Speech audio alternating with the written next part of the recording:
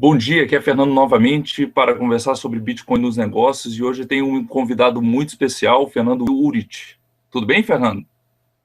Tudo bom, Fernando? Obrigado pelo convite. É um prazer estar aqui conversando contigo. Não, o prazer é meu. Eu digo que o Fernando é um convidado muito especial porque ele é o autor do primeiro livro sobre Bitcoin na língua portuguesa. O livro ele se chama Moeda na Era Digital e que é o mesmo nome, né, do blog dele na Infomoney. E o Fernando ele tem uma participação muito ativa no ecossistema Bitcoin, sendo inclusive um dos fundadores, né, da Fundação Bitcoin Brasil, né? E um dos motivos, Fernando, pelo qual eu te convidei para esse bate-papo, essa entrevista, eu converso com empresários, né? Uma das principais preocupações que eles têm é o seguinte: peraí, mas o Bitcoin como é que é isso? O Bitcoin é uma moeda que não tem controle de nenhum governo, né? Então serve para lavar dinheiro, para sonegar imposto, os governos não vão cair matando em cima, né? Então, se eu me dedicar tempo aqui, eles vão proibir. Então, eu gostaria de ouvir sua opinião a respeito disso, né? Isso já aconteceu de algum governo proibir o Bitcoin? Qual foi o impacto? Você acha que pode acontecer no Brasil? Não sei. Você pode falar um pouquinho sobre essa preocupação e qual seria sua resposta para ela? Claro, Fernando, acho que é uma excelente pergunta e é uma preocupação legítima que qualquer empresário que queira usar bitcoins vai acabar tendo em algum momento. De país que já proibiu o Bitcoin, o único que eu tenho conhecimento que realmente proibiu foi a Bolívia. E lá realmente o governo emitiu um decreto proibindo o uso de bitcoins.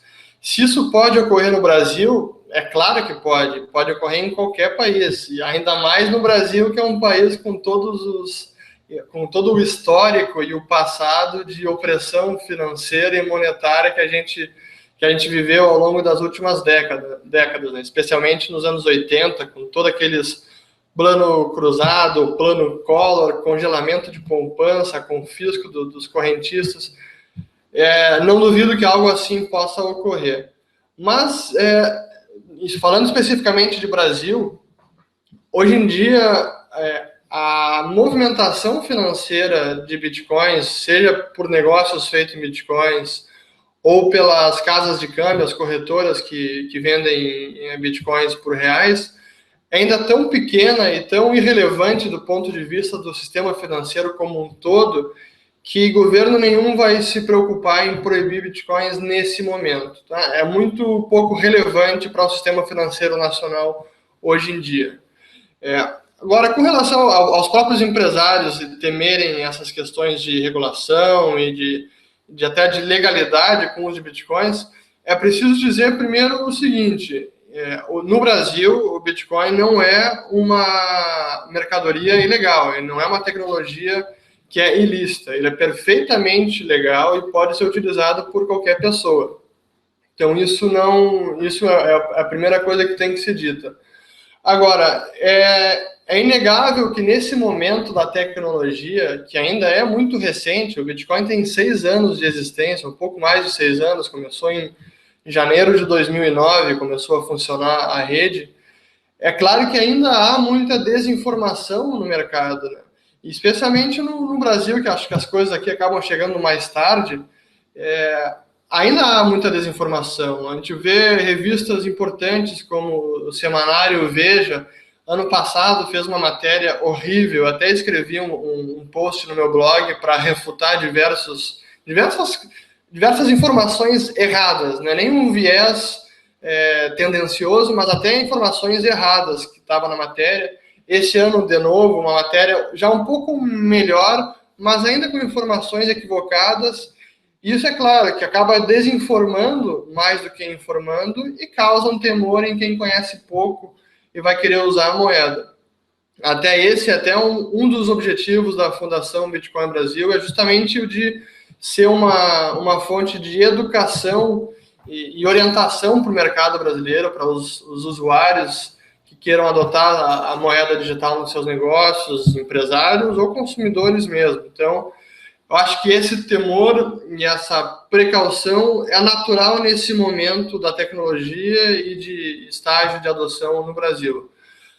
Agora, eu acho que essa adoção ela tende a aumentar porque existem diversos usos legítimos e vantagens de se usar o Bitcoin em alguns mercados.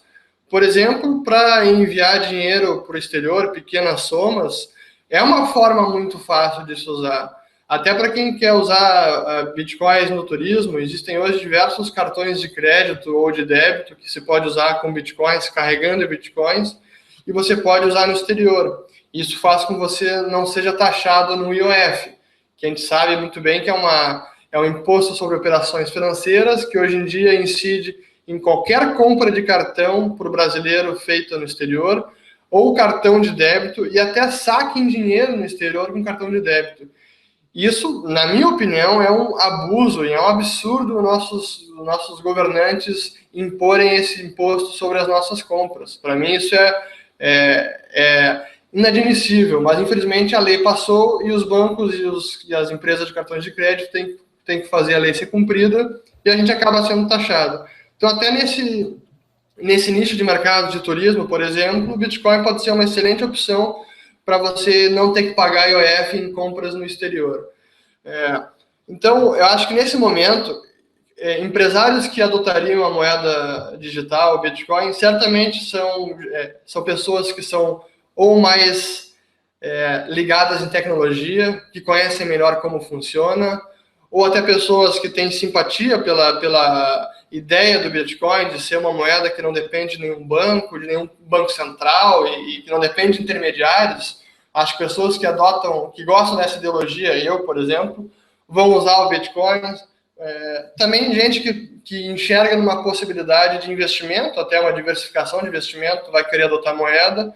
Então, acho que nesse começo de adoção é mais um nicho de especialistas e simpatizantes que vão acabar utilizando a moeda. Mas no momento que essa adoção começa a crescer e existe uma maior clareza no mercado e nas legislações a respeito da tecnologia, isso vai acabar proliferando e outras empresas, outros comerciantes vão acabar adotando também. É um pouco como começou a internet, né? A gente vê, quando começou em 1995, acho que foi o ano comercial da internet, era uma terra de ninguém. Eu lembro que na época, eu sempre fui um entusiasta de tecnologia. Eu, na época, montava meus próprios computadores, porque no Brasil era extremamente caro, era melhor de comprar peças separadas até em mais de um país e montar o próprio computador aqui. Conseguir conexão à internet era terrível. E naquela época pouca coisa existia na internet. Qual era a utilidade na internet em 95, 96? Quase ninguém tinha e-mail. Você ia ter um endereço de e-mail para quê? Vai mandar para quem? Quase ninguém tinha uma página na internet. Para que uma empresa ia publicar as suas informações num ambiente suspeito, que ninguém conhece, que não tem regulação, não tem lei? Não vou me meter nesse lugar. Assim começou a internet, mas aos poucos foi se formando, foi se aprendendo sobre o que era tecnologia, as diversas vantagens e possibilidades que uma ferramenta como a internet trazia para o mercado, e isso acabou acontecendo naturalmente. É claro que não foi da noite para o dia, mas acabou acontecendo. E eu acho que da mesma forma com o Bitcoin isso tende a acontecer também, porque é uma tecnologia inovadora, é revolucionária em diversos aspectos, e tem sim problemas que ele resolve de forma legítima. E acho que não tem por que empresários, usuários, consumidores, enfim, não acabar adotando o Bitcoin em algum momento de suas vidas. Então, eu acho que é uma questão de tempo. Eu gostei muito do seu exemplo da internet no comecinho, né? Porque realmente foi uma realidade, né? A gente naquela época não se conhecia nada sobre a internet. Eu lembro a primeira vez que eu me conectei à internet, das primeiras vezes, a gente utilizava o MS-DOS naquela época ainda, né? E lembro que tinha um ambiente de chat, eu até não lembro o nome, mas era em MS-DOS. Eu lembro que eu consegui me conectar num ambiente, um chat room, e consegui falar com um rapaz que morava em Hong Kong na época. Para mim aquilo foi sensacional, assim, tá teclando ao vivo com um cara em Hong Kong. Mas a gente pensa naquela época, era uma pessoa em quantos bilhões da humanidade? Qual era a utilidade daquilo realmente? Naquele momento talvez tinha pouca utilidade, mas se a gente conseguisse vislumbrar o potencial de uma ferramenta como a internet, as portas que aquela ferramenta iam abrir eram infindáveis. E acabou trazendo diversas inovações também depois, né? Ninguém conseguia prever a criação do Facebook, do Twitter, o próprio Google Hangout hoje em dia. Ninguém conseguia prever isso lá atrás, em 95, 96. Naquela época, a internet era e-mail, praticamente. A gente sabe que hoje em dia a internet é muito mais do que isso. Mas naquela época era poucos usos, de fato, a gente conseguia ver na prática para a internet. Mas a gente viu no que se transformou a rede mundial de computadores e no potencial de transformação da sociedade que a gente tem hoje em dia. Né? É verdade. Uma coisa que você falou sobre o tema legal, né? Só para ficar bem claro, quando você mencionou a questão de que é possível usar Bitcoin para comprar lá fora, né? E não usar o cartão de crédito. Só para ter isso bem claro, isso é evasão de divisa? Qual a sua opinião sobre isso? Não, eu não acho que isso é evasão de divisa de forma alguma. É perfeitamente legal você ter um cartão de crédito. Por exemplo, você pode ter conta no exterior e ter um cartão de crédito emitido pela sua conta bancária no exterior. Contanto que você declare a sua conta bancária no seu imposto de renda, isso não é evasão de divisas de forma alguma. Não vejo dessa forma. Então, acho que não há problema algum. Inclusive, existe uma empresa brasileira, uma corretora, que está com um cartão de crédito em bitcoins, que fornece esse serviço. Então, não vejo dessa maneira, não. O que você imagina que vai acontecer em Bitcoin? Tanto uso monetário quanto não monetário. O que você prevê para os próximos anos em relação à adoção do Bitcoin? E que conselhos você daria mais para o empresário? Eu realmente acho que a adoção tende a aumentar por razões de inovação tecnológica e de vantagens que o Bitcoin já provém em diversos mercados, como de remessas de dinheiro de baixo custo, como uma forma de escapar da opressão financeira em diversos países onde isso é notório. Eu acho que isso é uma questão de tempo. Mas acho que algumas tendências que eu vejo atualmente, que eu acho que são interessantes, que concedem uma maior legitimidade ao Bitcoin. Por exemplo, acho que em 2014, esse início de 2015, diversos bancos centrais, diversos bancos começaram a realmente estudar, entender e apreciar o que é a tecnologia do Bitcoin, que realmente não é uma mera questão de dinheiro da internet para criminosos. Isso realmente é uma redução e uma falta de percepção do tamanho dessa inovação brutal. E acho que essa tendência no último ano já foi vista e continua nesse ano. Realmente as autoridades monetárias estão enxergando o Bitcoin como uma inovação legítima e que realmente traz para o mercado de moedas e do sistema bancário inovações que até hoje não ocorreram. Então, acho que esse fato em si é muito, muito importante de se destacar. Outra questão que eu acho que é importante, que vai acabar aumentando a adoção do Bitcoin em algum momento, é o nosso próprio sistema financeiro mundial e toda a arbitrariedade a que ele está sujeito, a todo o controle estatal a que ele está sujeito. Essa semana mesmo a gente teve uma notícia na Grécia de que o governo central grego, o governo federal grego, confiscou os depósitos e as reservas dos governos municipais, das municipalidades da Grécia. Simplesmente a Grécia está ficando sem dinheiro, o governo grego está ficando sem dinheiro para pagar as suas obrigações ao IMF e a outros credores, e acabou confiscando o dinheiro das municipalidades. Isso é um absurdo. Agora foi das municipalidades, em algum momento pode ser dos próprios cidadãos gregos, como no próprio Brasil já ocorreu na época do Plano Collor, quando o governo confiscou por meio da poupança as contas correntes de milhões de brasileiros. Então, ficar sujeito a essa arbitrariedade é algo extremamente nocivo à sociedade. E eu acho que, nesse sentido, o Bitcoin, em algum momento, pode surgir novamente com uma saída, uma válvula de escape legítima a esses abusos de governos. Agora é num país como a Grécia, no passado foi num país como o Brasil, que era muito mais atrasado e com muito mais autoritarismo. Mas isso pode ocorrer em algum país desenvolvido também.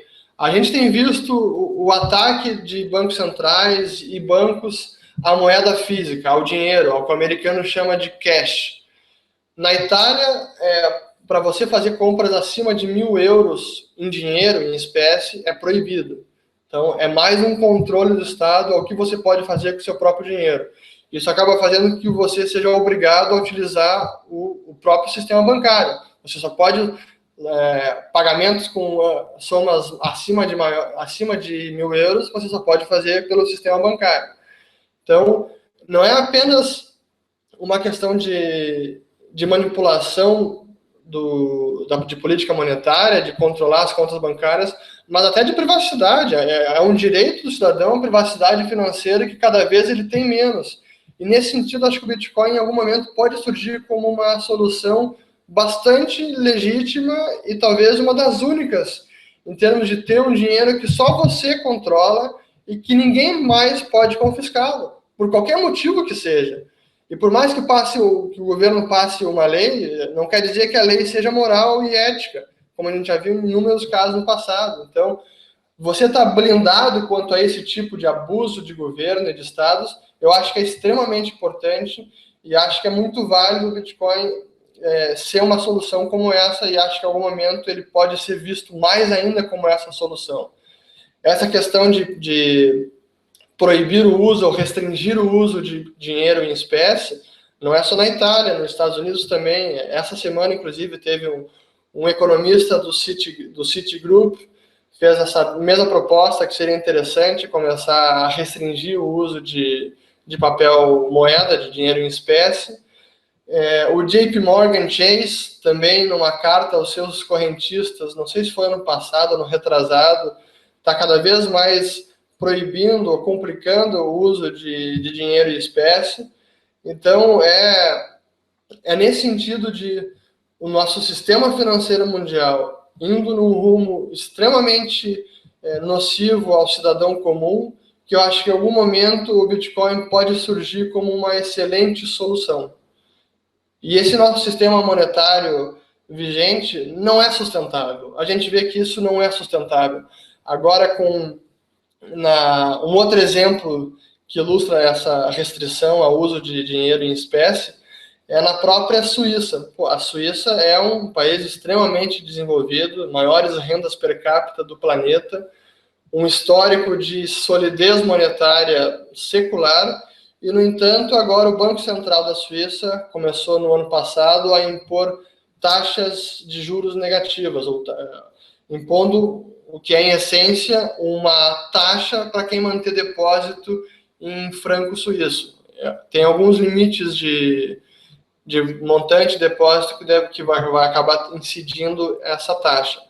Mas, em virtude disso, existem alguns fundos de pensão, isso foi noticiado nessa semana pelo Financial Times, que para fugir dessa taxa sobre os impostos em francos suíços, estão guardando dinheiro físico em cofres.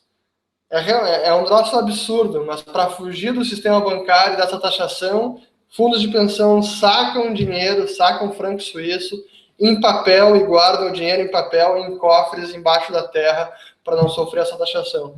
Então, isso não é normal, isso não é sustentável, e as medidas que os bancos centrais mundo afora estão tomando, inevitavelmente vão alçar o Bitcoin ao estrelato, porque realmente é o que vai acabar acontecendo. Em algum momento, o Bitcoin vai ser visto por qualquer pessoa como uma excelente forma de proteção ao seu patrimônio financeiro. Se não todo, certamente alguma parte dele. Muito obrigado, Fernando. Olha, dá vontade de continuar aqui a conversa por horas, mas temos que limitar o tempo. Quem quiser entrar em contato contigo, como é que pode fazer? Pode. Bom, primeiro eu convido todos a acessar o meu blog no portal Infomoney, que é Moeda na Era Digital. Esse é o nome do meu blog. Eu procuro escrever semanalmente E lá tem o meu e-mail também, que é urris@mises.org.br. Então, quem quiser me contatar, tá à vontade, é só me escrever, eu vou ter o maior prazer em responder.